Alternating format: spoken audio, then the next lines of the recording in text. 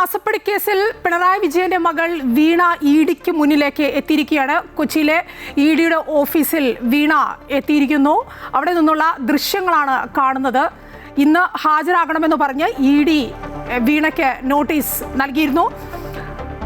കഴിഞ്ഞ ദിവസം വീണയോട് കഴിഞ്ഞ വെള്ളിയാഴ്ച ഇഡി ഓഫീസിലെത്താൻ പറഞ്ഞ് ഇഡി ഉദ്യോഗസ്ഥർ നോട്ടീസ് അയച്ചിരുന്നതാണ്. പക്ഷേ ആരോഗ്യ പ്രശ്നങ്ങൾ കാണിച്ചുകൊണ്ട് വീണ അവധി ചോദിച്ചിരുന്നെങ്കിലും ചോദിക്കാനുള്ള കാര്യങ്ങൾ മെയിൽ വഴി അഭിഭാഷകൻ വഴിയുമൊക്കെ അറിയിക്കുമെന്നും വീണ അറിയിച്ചിരുന്നു.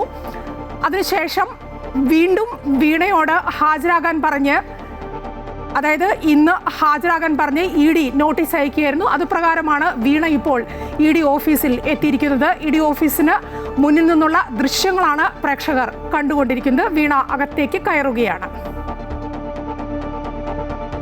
കൂടുതൽ വിവരങ്ങളുമായി ഞങ്ങളുടെ പ്രതിനിധി കെ പ്രശാന്ത് ചേരുകയാണ്. പ്രശാന്ത്, ഇഡിക്ക് മുന്നിലേക്ക് എത്തിയിരിക്കുന്നു വീണ വിജയൻ. ദൃശ്യങ്ങളിൽ നിന്നത് വ്യക്തമാണ്. എപ്പോഴായിരിക്കും ചോദ്യം ചെയ്യൽ ആരംഭിക്കുക? എന്താണ് അവിടെ നിന്നും കൂട്ടിച്ചേർക്കാനുള്ളത്? പ്രശാന്ത്.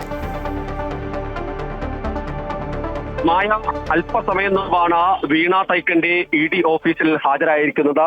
മുഹമ്മദ് റിയാസ് MLA, മുൻ മന്ത്രി മുഹമ്മദ് റിയാസ് ഭർത്താവ് കൂടിയായ റിയാസിനൊപ്പമാണ് വീണ ഇഡി ഓഫീസിലേക്ക് എത്തിയത്. വീണയെ ഇവിടെ ഹാജരാക്കിയ ശേഷം റിയാസ് അല്പസമയം മുമ്പാണ് മടങ്ങുകയും ചെയ്തിരിക്കുന്നു. വീണ ഇപ്പോൾ ഇഡി ഓഫീസിലേക്ക് കയറിയിട്ടുണ്ട്. വീണ ഇനി അല്പസമയത്തിനകം ചോദ്യം ചെയ്യലിന് വിധേയാകും. മണിക്കൂറുകൾ, അതായത് ഇതിനു മുമ്പത്തെ ഈ കേസുമായി ബന്ധപ്പെട്ട് വന്നവരൊക്കെ തന്നെ വൈകുന്നേരം വരെയൊക്കെ അവരെ ചോദ്യം ചെയ്തൊരു സാഹചര്യം ഉണ്ടായി. സ്വാഭാവികമായും ഏറ്റവും, അതായത് ഈ കേസുമായി ബന്ധപ്പെട്ട ഏറ്റവും നിർണായക ചോദ്യം ചെയ്യൽ തന്നെയാണ് ഇപ്പോൾ ആരംഭിക്കാൻ പോകുന്നത്. ഈ കേസിനെ സംബന്ധിച്ച്, അതായത് ഇതിൽ വലിയ ആരോപണമായി വന്നത് ചെയ്യാത്ത ജോലിക്ക്, അതായത് സേവനത്തിന് എക്സാലോജിക് സൊല്യൂഷൻസ് എന്ന് പറയുന്ന വീണയുടെ കമ്പനി TMR നിന്ന് പണം കൈപ്പറ്റി എന്നുള്ളതായിരുന്നു പ്രധാനപ്പെട്ട കാര്യം. അത് TMRലെ സാമ്പത്തിക ഇടപാടുമായി ബന്ധപ്പെട്ട രേഖകൾ പരിശോധിക്കുകയും അതിന്റെ ഭാഗമായി കമ്പനികാര്യ സംവിധാനങ്ങളും ഒപ്പം തന്നെ മറ്റ് ഇൻകം ടാക്സും എല്ലാം തന്നെ അവരുടെ രേഖകൾ പരിശോധിക്കുന്ന സമയത്താണ് എക്സാലോജിക്കുമായി ബന്ധപ്പെട്ട സാമ്പത്തിക ഇടപാടുകൾ കണ്ടെത്തിയത്. തുടർന്ന് നടത്തിയ അന്വേഷണത്തിലാണ് ഇത്തരത്തിൽ യാതൊരു തരത്തിലുള്ള സേവനവും നൽകാതെ എക്സാലോജിക്ക് വലിയ തരത്തിലുള്ള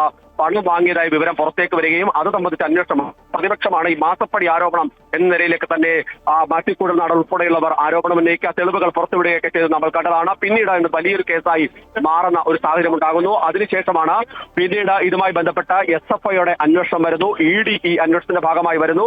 ഈ ആദ്യഘട്ടങ്ങളിൽ അന്വേഷണം നടത്തി SFIO ശേഖരിച്ച തെളിവുകൾ ഉൾപ്പെടെ ഇഡിയുടെ കൈവശമുണ്ട്. ഇതിൽ ഏറ്റവും പ്രധാനപ്പെട്ടത് ഈ കമ്പനി യാതൊരു തരത്തിലുള്ള സേവനങ്ങളും ഈ ഇത്തരത്തിൽ TMR നൽകിയിട്ടില്ല എന്നാണ് കണ്ടെത്തിയത്. അങ്ങനെ നൽകാത്ത, അതായത് സേവനം നൽകാത്ത ഒരു കമ്പനിയാണ് ഇത്രയധികം തുക വാങ്ങിക്കൂട്ടിയത് എന്നുള്ളതാണ് പ്രധാനപ്പെട്ടത്. അത് സംബന്ധിച്ചുള്ള അന്വേഷണമാണ് പ്രധാനമായി നടക്കുന്നത്. മറ്റേതെങ്കിലും തരത്തിൽ രാഷ്ട്രീയമായ ഇടപെടലടക്കം ഇതിനകത്ത് ഉണ്ടായിട്ടുണ്ടോ?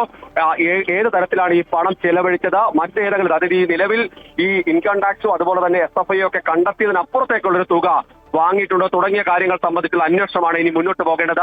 ഇതിൽ ഏറ്റവും പ്രധാനപ്പെട്ട കാര്യം വീണയുമായി ബന്ധപ്പെട്ട ഏതൊക്കെ തരത്തിലുള്ള പണം സ്വീകരിച്ചിട്ടുണ്ടോ തുടങ്ങിയ കാര്യങ്ങൾ TMRന്റെ ചരണസ് കർത്തയും അതുപോലെ തന്നെ ഷിബി കർത്തയും അടക്കമുള്ള ആളുകൾ വ്യക്തമാക്കിയിട്ടുണ്ടെന്ന് നമുക്ക് മനസ്സിലാക്കാൻ കഴിയുന്നത്. അപ്പോൾ ഇനി അറിയേണ്ടത് വീണ ഏതൊക്കെ തരത്തിലുള്ള സേവനങ്ങൾ നൽകിയിട്ടുണ്ട്, എന്തെങ്കിലും തരത്തിൽ മറ്റേതെങ്കിലും തരത്തിൽ സാമ്പത്തിക ഇടപാടുകൾ നടത്തിയിട്ടുണ്ടോ തുടങ്ങിയ കാര്യങ്ങൾ സംബന്ധിച്ചാണ് വ്യക്തത വരേണ്ടത്. ആ വ്യക്തത വരുത്താനുള്ള നിർണായക ചോദ്യം ചെയ്യലാണ് ഇതിലേക്ക് പോകുന്നത്. ഇതിലേറ്റവും മറ്റൊരു പ്രധാനപ്പെട്ട കാര്യം, വീണയുടെ വീട്, അതായത് പിണറായി വിജയൻ ഉൾപ്പെടെ താമസിച്ച വീടടക്കം എൻഫോഴ്സ്മെന്റ് ഡയറക്ടറേറ്റ് കഴിഞ്ഞ ദിവസം റെയ്ഡ് നടത്തുന്ന ഒരു സാഹചര്യം ഉണ്ടാകുന്നു. ആ സമയത്താണ് വലിയ തരത്തിൽ CPMന്റെ പ്രതിഷേധമൊക്കെ വന്ന് നമ്മൾ കണ്ടതാണ്. അതിന്റെ തുടർച്ച എന്ന നിലയിൽ തന്നെയാണ് പിന്നീട് വലിയ പ്രതിസന്ധിയിലേക്കോ പ്രശ്നങ്ങളിലേക്കൊക്കെ തന്നെ കാര്യങ്ങൾ വന്നത്.